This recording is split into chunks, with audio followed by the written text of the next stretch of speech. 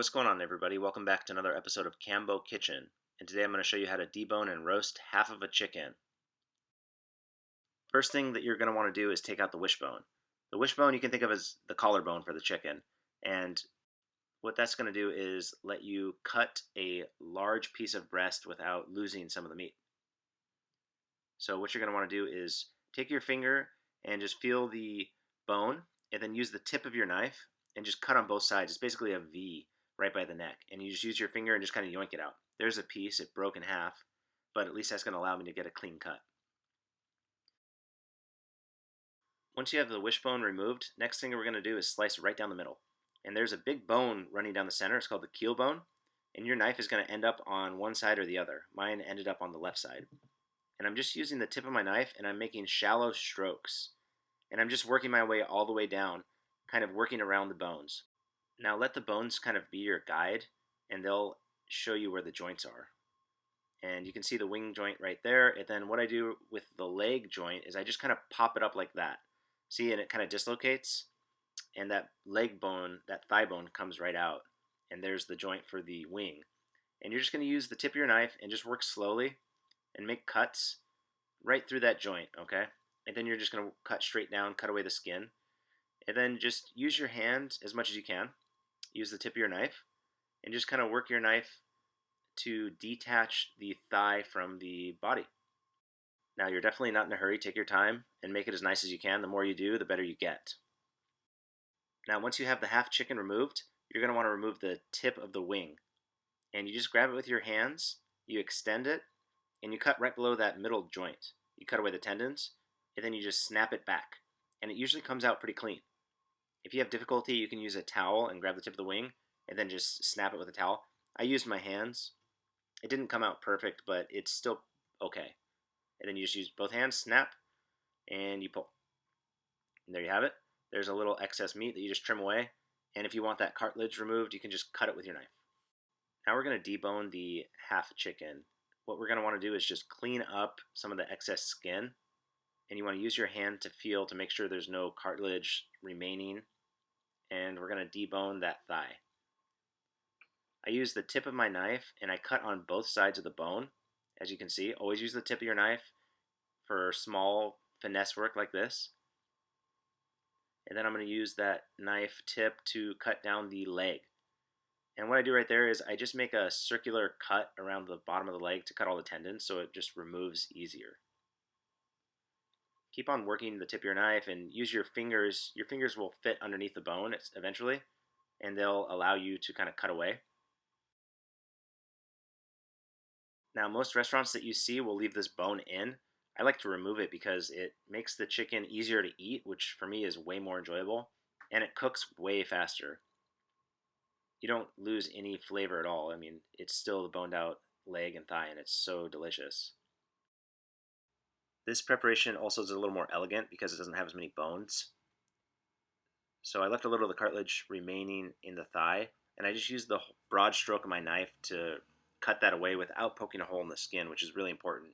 You want to leave that skin completely intact. You don't want any holes in there, so it crisps up beautifully. Now just take your time and make it nice. Cut away all the tendons. Once you learn how to debone a chicken, you can debone any other bird like duck or squab or quail. And it also helps with things like rabbit. Even you kind of understand the structure of animals like pig, lamb. It kind of helps with everything. So practice makes perfect. And there you have it, a deboned half chicken. Now, the most important thing when you're roasting a piece of meat is to season it well. If you don't season it well, it's going to taste bland and flavorless. So I add salt and freshly cracked black pepper. People always ask me at the restaurant, what do I do to make it taste so good? Well, I use high quality meat, the best I can get. This one's from a farmer's market near me, really high quality chicken.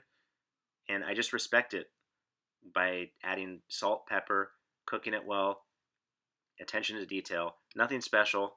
I just take my time, try and make it as nice as possible, and just cook simply. Now I like to heat up my cast iron pan.